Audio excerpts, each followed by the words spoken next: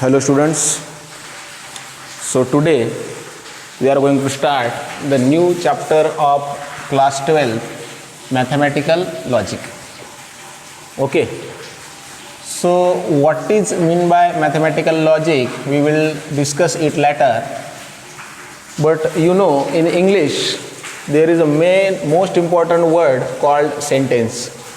So what is meant by sentence?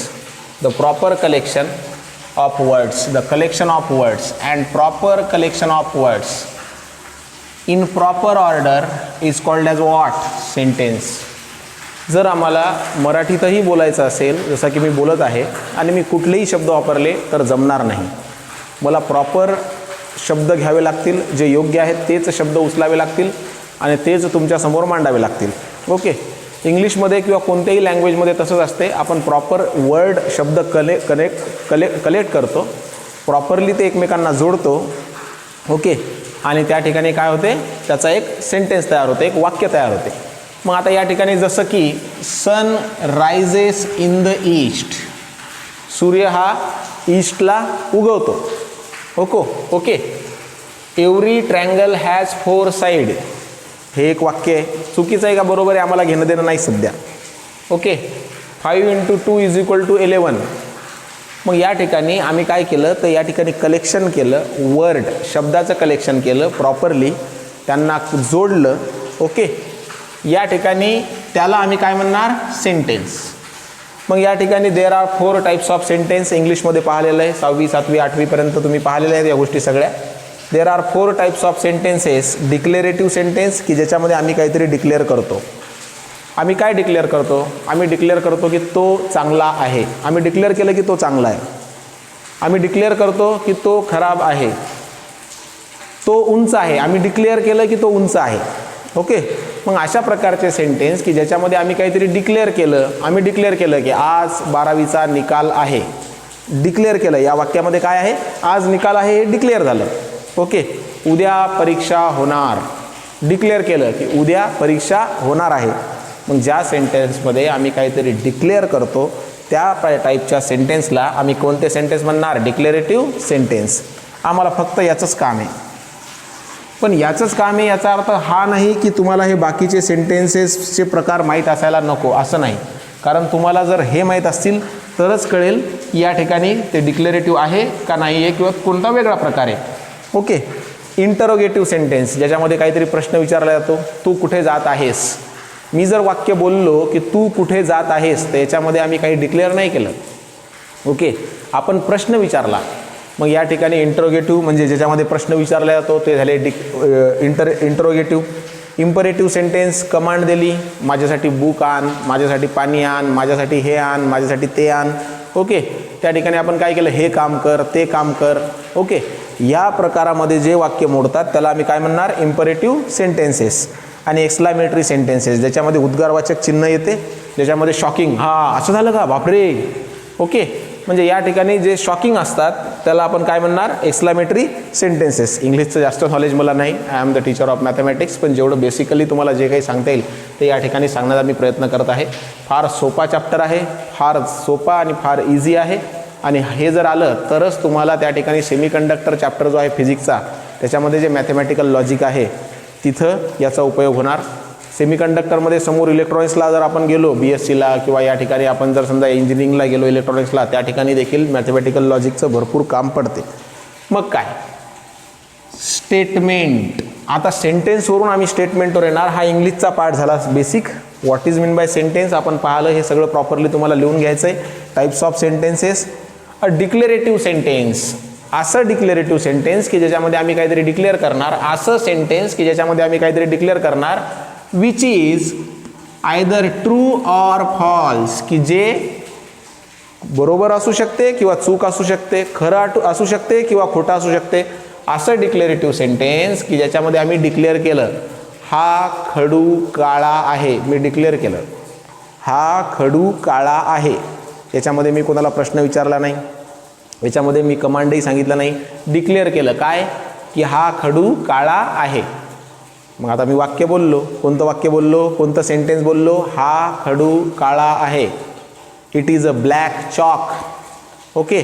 तर या ठिकाणी काय झालं, मी डिक्लेअर केलं, पण याची हे ट्रू आहे का फॉल्स आहे, फॉल्स आहे, कारण हा काय वाईट आहे. ओके, मग एक तर ट्रू असणार किंवा फॉल्स असणार. जे काही सेंटेन्स तुम्ही त्या ठिकाणी डिक्लेअर करून राहिलेले आहेत, ओके, ते एक तर काय असणार, either true or either false. मग या ठिकाणी which is either true or false but not both simultaneously. म्हणजे ॲट ए टाईम एखादी गोष्ट खरी पण आहे आणि एखादी खोटी पण आहे असं असू शकते का, नाही. ॲट ए टाईम ती खरी आहे ना ॲट ए टाईमच ती खोटी आहे असं असू शकते का, नाही. मी म्हटलं की हा काळा खडू आहे, तू म्हणसाल सर हे खरं आहे आणि खोटं आहे, कसं काय, असं असू शकतच नाही. ओके, हा एक तर काळा असणार किंवा काय असणार, पांढरा असणार. जर काळा म्हटलं तर काळा आहे का, नाही, फॉल्स झालं. कोणता आहे, पांढरा. पांढरा म्हटलं हा it is a white chalk. मी जर म्हटलं it is a white chalk, मी डिक्लेअर केलं की हा चॉक आहे आणि हा व्हाईट आहे. ओके, मी डिक्लेअर करून टाकलं. याचा अर्थ हे सेंटेन्स झालं. कोणतं सेंटेन्स झालं, डिक्लेरेटिव्ह सेंटेन्स. मग डिक्लेरेटिव्ह सेंटेन्स झालं तर काय, एकतर खरं असणार किंवा खोटं असणार. मग it is a white chalk, true or false, true, it is a white chalk.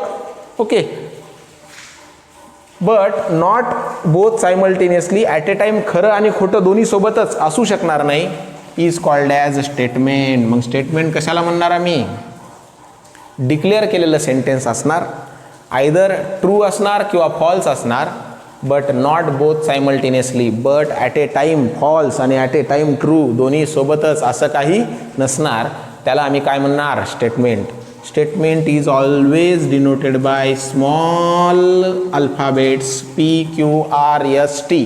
समोरचे स्मॉल अल्फाबेट्स घ्यायचे, PQR and so on dash. Okay, तर मग आम्ही या ठिकाणी पाहिलं, काय पाहिलं, we are going to learn about the new chapter of mathematics, class 12th, that is mathematical logic.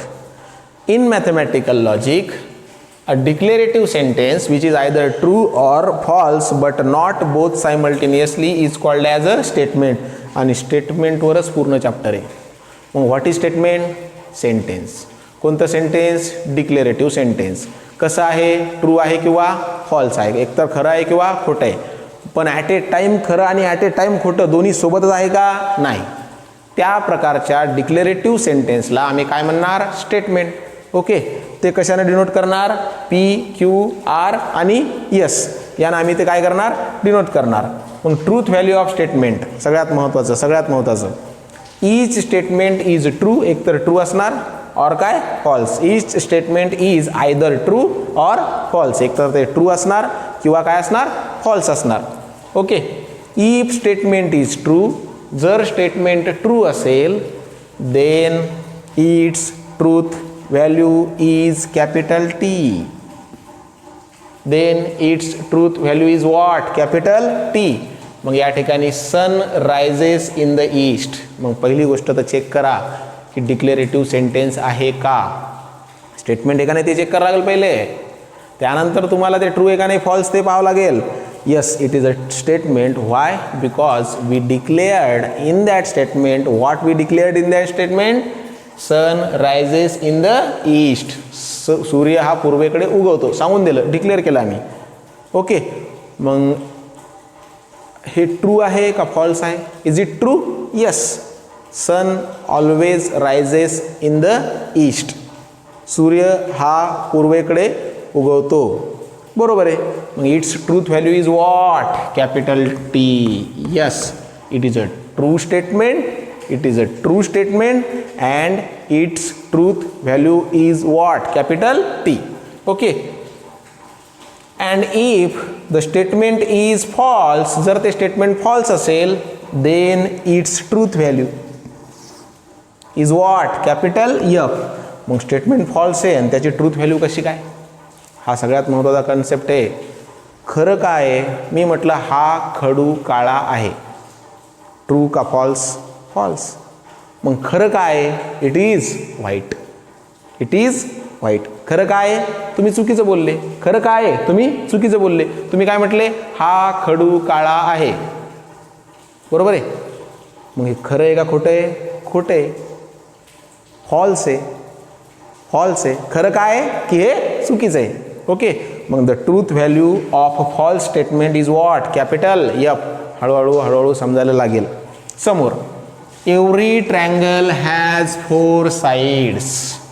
पहिले स्टेटमेंट आहे का नाही? आम्ही डिक्लेअर केलं की प्रत्येक ट्रँगलला 4 साइड्स असतात. ट्रँगलला 4 साइड असतात का? नाही. ओके, किती असतात? 3. मग हे स्टेटमेंट ट्रू आहे का फॉल्स आहे? फॉल्स. ओके, मग याची ट्रूथ व्हॅल्यू काय आहे? कॅपिटल टी का एफ? खरं काय? Capital F. ओके, म्हणजे हे खोटं आहे. खरं असं आहे की हे काय आहे? खोटं आहे. खरी बाजू ही आहे की हे स्टेटमेंट काय आहे? खोटं आहे. खोटं आहे म्हणजे काय आहे? फॉल्स आहे. म्हणजे याची ट्रूथ व्हॅल्यू काय झाली? Capital F.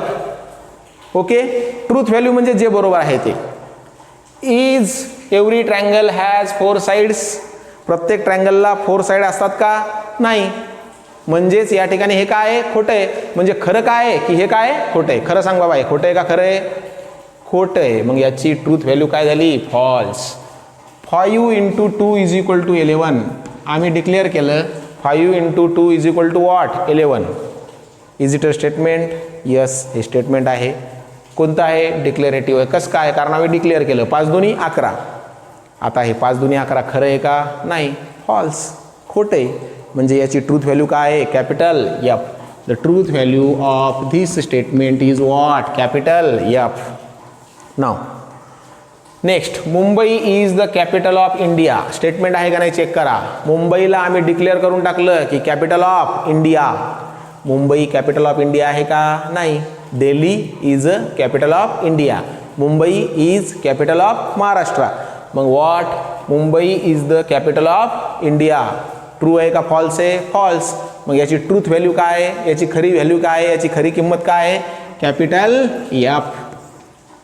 Okay, next, every equilateral triangle is equiangular triangle. आता मॅथमॅटिक्सचं नॉलेज पाहिजे. इक्विलॅटरल ट्रँगल म्हणजे काय? त्याच्या तिन्ही साइड्स काय असतात? सेम. तिन्ही साइड्स काय असतात? सेम.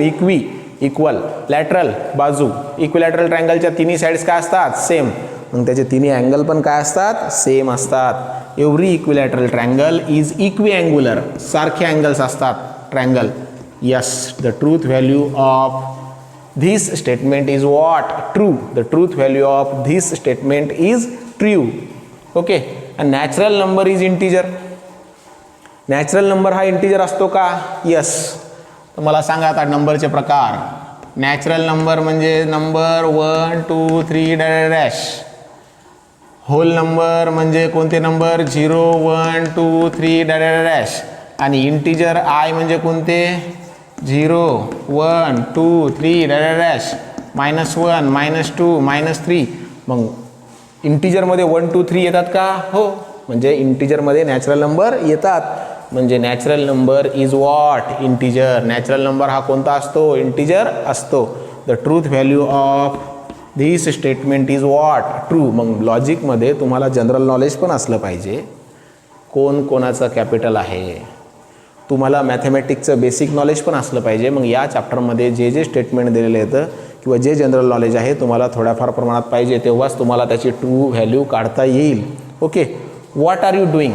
पहिलं तर हे चेक करा, स्टेटमेंट आहे का? याच्यामध्ये आम्ही काही डिक्लेअर केलं का? नाही. आम्ही याच्यामध्ये काय म्हटलं? तू काय करत आहेस. म्हणजे याच्यामध्ये प्रश्न विचारला. म्हणजे it is a what? Interrogative sentence. आणि जर ते इंट्रोगेटिव्ह सेंटेन्स आहे तर ते स्टेटमेंट होईल का? नाही. कारण स्टेटमेंटचं म्हणणं काय आहे की जर डिक्लेरेटिव्ह सेंटेन्स असेल तरच आम्ही त्याला काय म्हणणार? काय म्हणणार? स्टेटमेंट म्हणणार. मग जर ते स्टेटमेंटच नाही तर त्याची ट्रूथ व्हॅल्यू फॉल्स व्हॅल्यू कशी निघणार? निघणारच नाही. डिक्लेरेटिव्ह सेंटेन्स असेल ज्याच्यामध्ये आम्ही डिक्लेअर केलं, सांगून टाकलं काहीतरी असं असं आहे, प्रत्येक वीकमध्ये 7 दिवस असतात, डिक्लेअर केलं, true value true, truth value true, declare करणे. ओके, या ठिकाणी मुंबई ही भारताची आर्थिक राजधानी आहे. आर्थिक, ट्रू, आम्ही डिक्लेअर केलं. ट्रूथ आहे का फॉल्स आहे नंतर पाहू. पण आम्ही काय डिक्लेअर केलं? Mumbai is capital of, Mumbai is money capital of India. Okay, आर्थिक व्यवहार कोण सांभाळते पूर्ण इंडियाचा? मुंबई. ओके, मग आम्ही डिक्लेअर करून टाकलं की मुंबई ही भारताची आर्थिक राजधानी आहे. आहे का? ट्रूथ व्हॅल्यू ट्रू असेल तर ट्रू, फॉल्स असेल तर फॉल्स आहे. मुंबई ही भारताची आर्थिक राजधानी आहे. सगळी देवाणघेवाण भरपूर जास्त प्रमाणात मुंबईहून होते, त्यामुळे मुंबई ही भारताची आर्थिक राजधानी आहे असं मानल्या जाते. राजधानी नाही आहे, कॅपिटल काय आहे, दिल्लीच आहे. ब्रिंग दॅट बुक, ते पुस्तक आण. आम्ही याच्यामध्ये काय डिक्लेअर केलं का, नाही. आपण काय म्हटलं, ते पुस्तक आण म्हणजे काहीतरी त्याला कमांड दिली, ऑर्डर दिली, रिक्वेस्ट केली. कमांड, ऑर्डर, रिक्वेस्ट असेल तर कोणतं सेंटेन्स आहे, इम्परेटिव्ह सेंटेन्स. ओके, मग या ठिकाणी सगळ्यात महत्त्वाची गोष्ट तुम्हाला सेंटेन्स माहीत झाले. डिक्लेरेटिव्ह सेंटेन्समध्ये आपण डिक्लेअर करतो हे माहीत झालं. त्यानंतर सगळ्यात महत्त्वाची गोष्ट, डिक्लेरेटिव्ह सेंटेन्सला आम्ही काय म्हणणार, स्टेटमेंट एक तर ट्रू असणार किंवा फॉल्स असणार. But at a time simultaneously true आणि सायमल्टेनियसली फॉल म्हणजे सोबतच ट्रू आणि सोबतच फॉल्स असं नसणार. Okay, truth value of true statement is capital T and truth value of statement is what, false statement is what, capital F. Truth value of true statement is capital T and truth value of false statement is what, capital F. Okay, तर आपण आता या ठिकाणी अजून काही example पाहणार आहोत. खूप इंटरेस्टिंग आहे. शांततेने एका गोष्टीवर आता तुम्हाला लक्ष द्यायचं आहे. तर चला या ठिकाणी समोरचं बघू आता. So the most important is open sentence. What is meant by open sentence? Consider करा. मी जर म्हटलं की Mumbai is capital of India. Most important हा. हे जर कन्फ्यूज झालं किंवा हे जर नाही आलं तर काहीच येणार नाही चॅप्टरमध्ये. मी म्हटलं Mumbai is capital of India. Okay, किंवा मी म्हटलं या ठिकाणी Delhi is capital of India. Simple, सोपं घेऊ पहिले. Delhi is capital of India. Is it true? Yes, Delhi is a capital of India. समजा अमेरिकेमध्ये बसलेला एक माणूस असेल आणि त्याला मी विचारलं का हो what is capital of India, Delhi is a capital of India. आफ्रिकेतल्या माणसाला विचारलं की कॅपिटल ऑफ इंडिया काय आहे, Delhi is a capital of India. म्हणजे युनिव्हर्सली ट्रूथ आहे. कुठलं जगातल्या कोण्याही कोपऱ्यातल्या माणसाला जर विचारलं की या ठिकाणी की कॅपिटल ऑफ इंडिया काय आहे तर तो काय म्हणाल, दिल्ली. युनिव्हर्सली ट्रूथ आहे. मग पर्सन टू पर्सन ही माहिती बदलल्या जाते का, नाही. वेळेनुसार बदलते का, नाही बदलत. व मागच्या वर्षी sir capital of India Calcutta होती, यावर्षी कॅपिटल ऑफ इंडिया दिल्ली आहे, पुढच्या वर्षी कॅपिटल ऑफ इंडिया मुंबई, असं होणार का, नाही. It is a true statement. समजा मी म्हटलं अमेरिकेतल्या माणसाला 5 × 4 = वॉट, तो काय म्हणणार 20. आफ्रिकेतल्या माणसाला म्हटलं तरी तो काय म्हणणार 20. या ठिकाणी मी जर म्हटलं की वाशिमच्या माणसाला म्हटलं की बा 5 किती रे बा, तर तो काय म्हणाल 20. मग हे पण युनिव्हर्सल ट्रूथ आहे. बरं, मी समजा 500 वर्षानंतर म्हटलं 5 × 4 किती, तो काय म्हणणार 20. म्हणजे वेळेनुसार पण या स्टेटमेंटची व्हॅल्यू बदलत नाही. पर्सन टू पर्सन पण या स्टेटमेंटची व्हॅल्यू बदलत नाही. अशा स्टेटमेंटला आपण स्टेटमेंटच म्हणणार.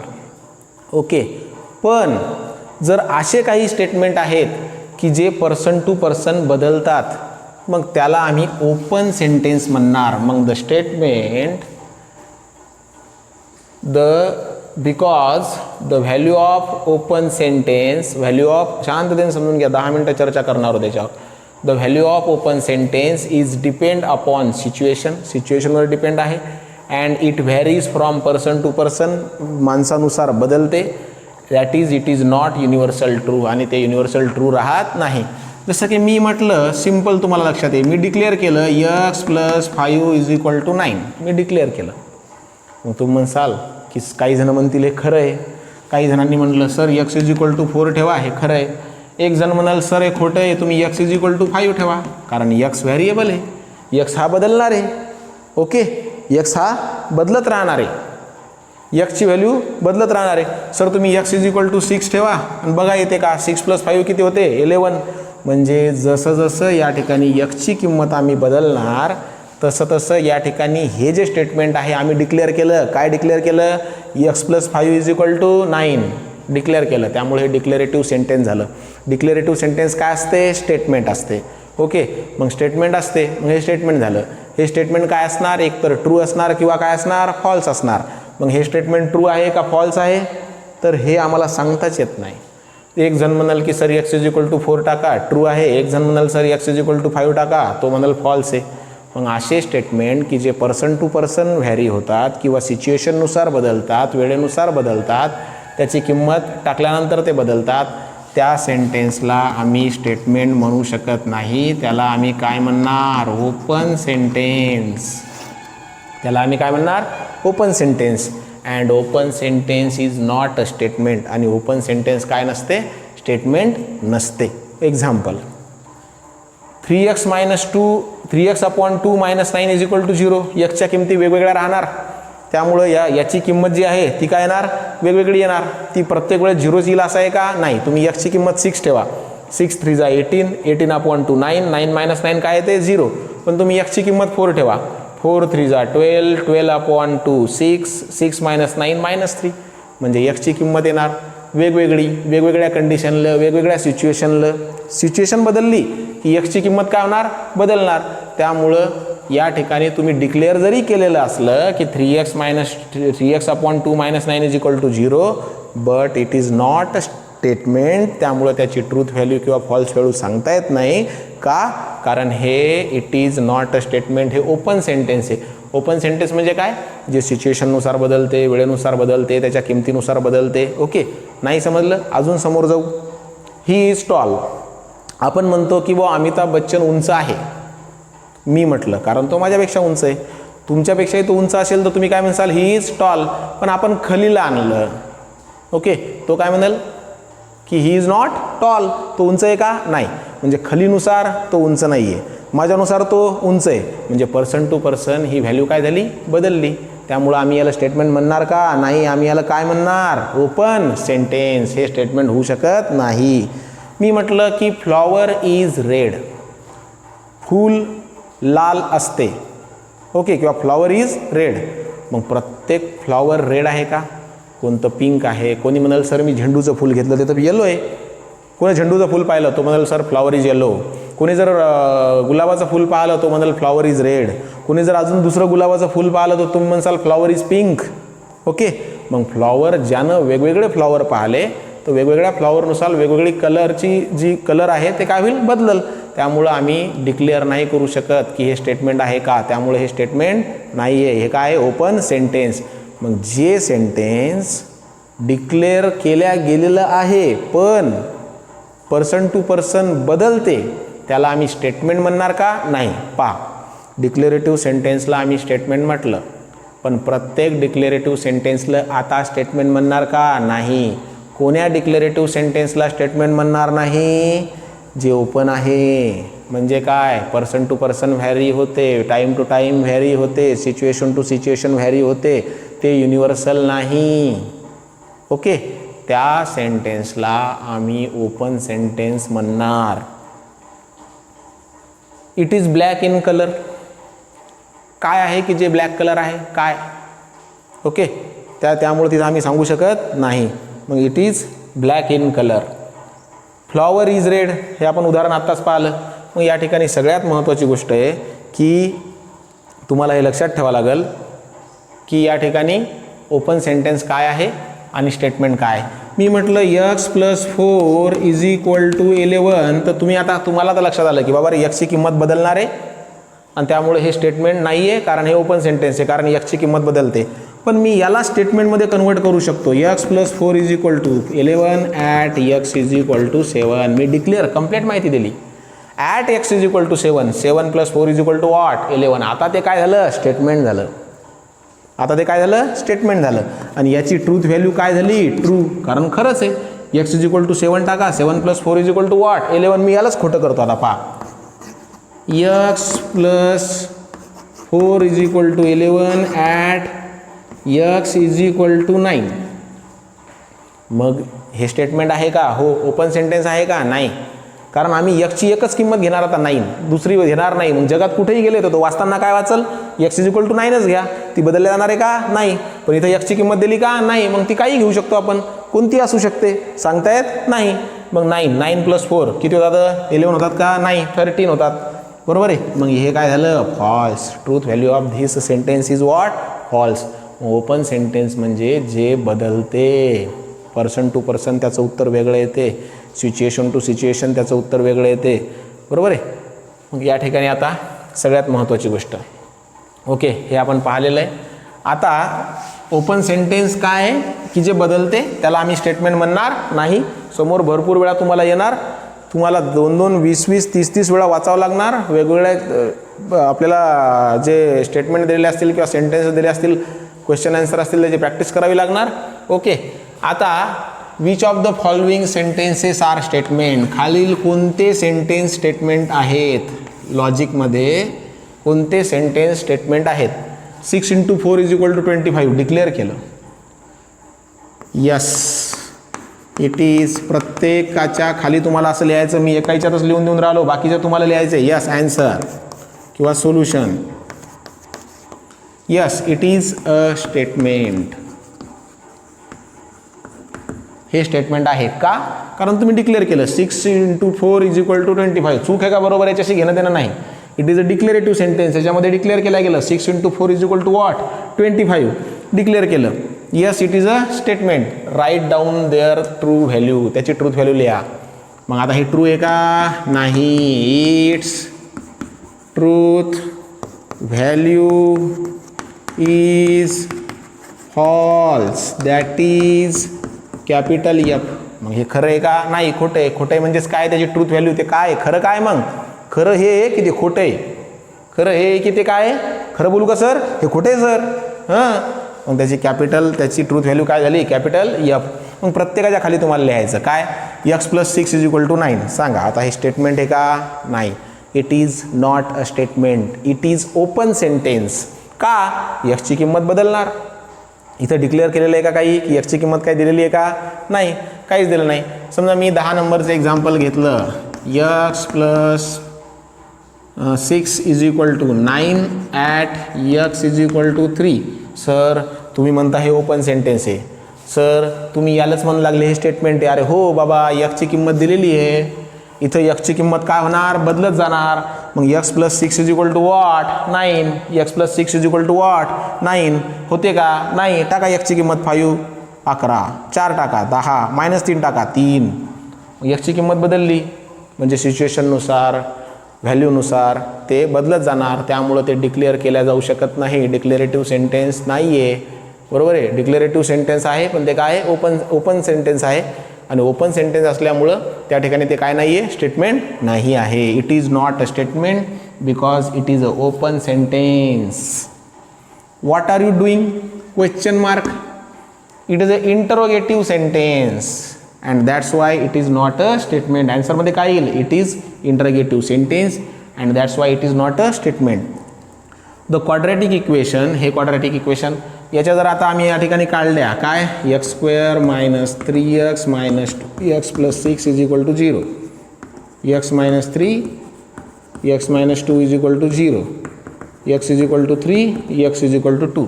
मग या ठिकाणी एक्सच्या किमती किती आल्या? 2. रिअल आहेत का? यस, रिअल आहेत रूट्स.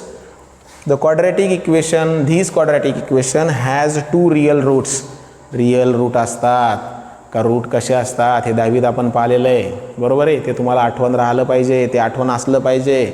नसेल तर परत एकदा वाचा की केव्हा रूट रिअल असतात, केव्हा रूट इमॅजिनरी असतात, बरोबर आहे.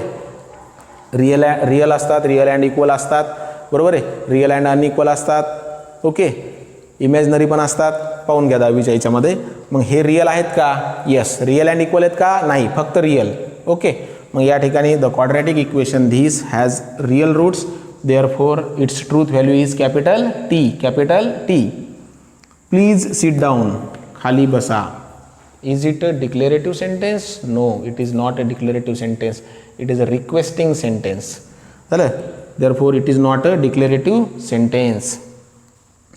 Moon revolve around the earth. आम्ही डिक्लेअर केलं की चंद्र हा सूर्याभोवती फिरतो. Yes, it is a statement. It is a declarative sentence. That's why it is a statement and its truth value is what? T. तुम्हाला लिहायचं. Yes, it is a declarative sentence and that's why it is a statement. Its truth value is what? Its truth value is what? Its truth value is what? Capital T. Every real number is complex number. प्रत्येक real number हा complex असतो. आपल्याला माहिती आहे what is the form of complex number. Z is equal to X plus I Y. X is what real part, real part. I Y, Y is what imaginary part, imaginary part. आपला chapter झालेला आहे complex number. Okay, मग मी एक number लिहिला 3, 3 plus 0 I लिहू शकतो का? Yes. What is 3? 3 is a real number. Real number म्हणजे काय? ज्याचा स्क्वेअर काय येते? Greater than 0 or equal to, greater than or equal to 0, greater than or equal to 0. Real number म्हणजे कोणता? Any number x is real whose square greater than or equal to what 0. मग हा 3 real number आहे का? पहा, 3चा square काढा 9, greater than 0 आला का? हो. मग तो काय झाला? रियल नंबर झाला. मग every real number is a complex number. Yes, every real number is what complex number. But every complex number need not be a real. पण प्रत्येक कॉम्प्लेक्स नंबर हा रियल असणार का? नाही. तुम्ही कोणताही रियल नंबर घ्या. तुम्ही घेतला 4, तुम्ही याला 4 प्लस 0 आय लिहू शकता, झाला कॉम्प्लेक्स. तुम्ही घेतला -5, -5 रियल आहे का? करा स्क्वेअर. -5चा स्क्वेअर 25, 0पेक्षा मोठा आहे का? हो. मग रियल आहे का? हो. याला असं लिहिता येते का? 0 आय? हो. म्हणजे हा कॉम्प्लेक्स लिहिता येते का? हो. त्यामुळे आम्ही म्हणू शकतो का every real number is a complex number? Yes, आम्ही म्हणू शकतो every real number is what complex number. Every real number is what complex number. Okay. Next, he is honest. तो इमानदार आहे. मग आता माझ्यानुसार तो इमानदार आहे, तुमच्यानुसार असणार का? नाही. त्याच्या तिसऱ्यानुसार असणार का? नाही. जगातले 800च्या 800 माणसं त्याला इमानदार म्हणणार का? नाही. ओके. मग त्यामुळे तो हॉनेस्ट आहे हे कोणतं सेंटेन्स झालं? Open sentence. कारण प्रत्येक व्यक्तीच्या बाबतीत ह्या गोष्टी काय होत जाणार? बदलत जाणार, वेगवेगळ्या राहणार. त्यामुळे it is a open sentence. The square of prime number is a prime number.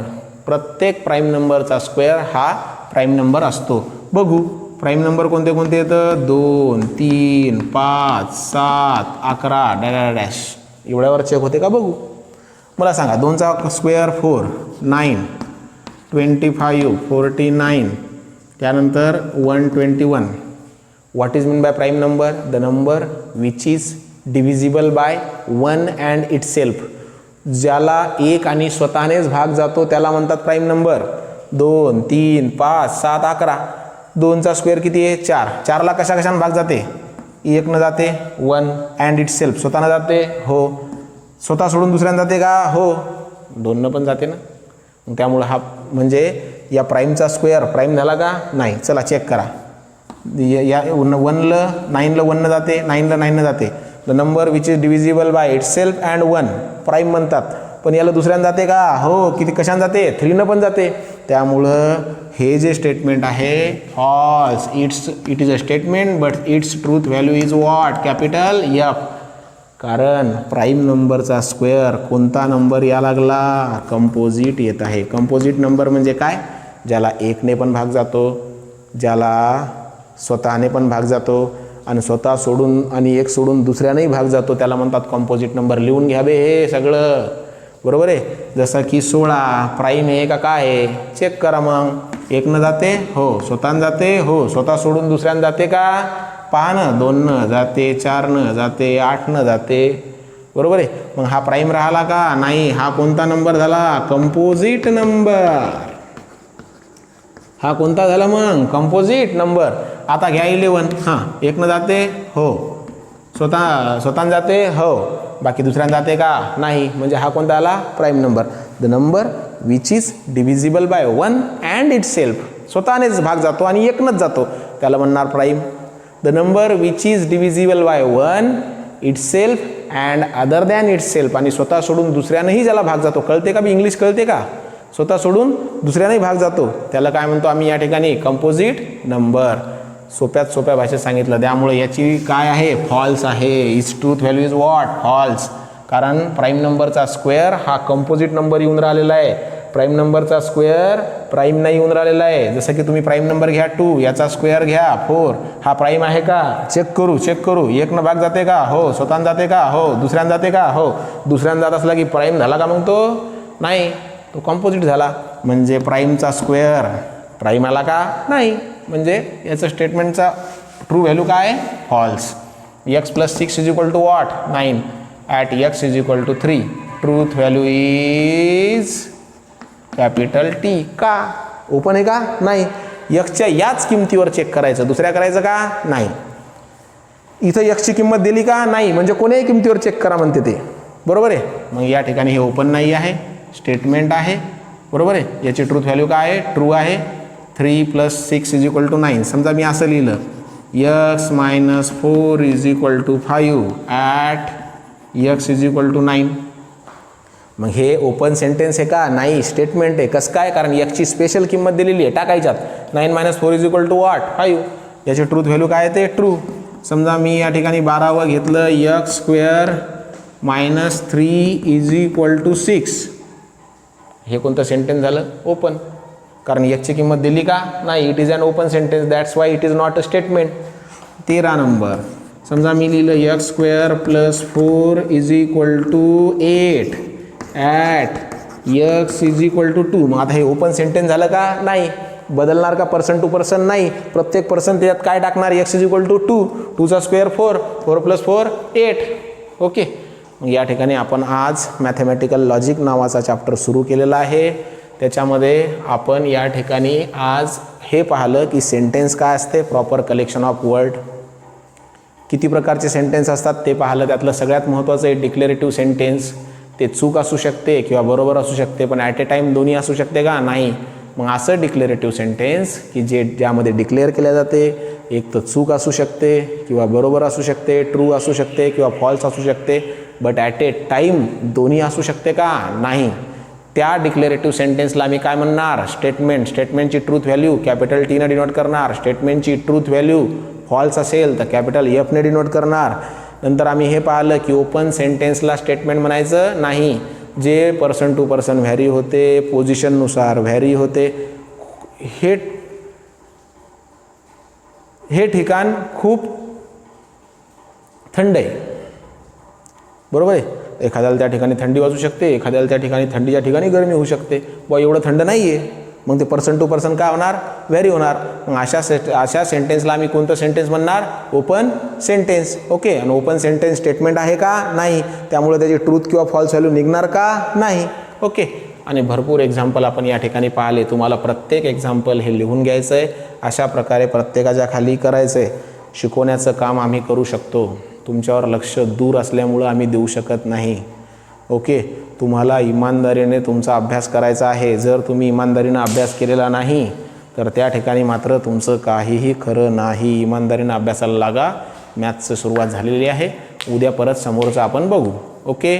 Thanks.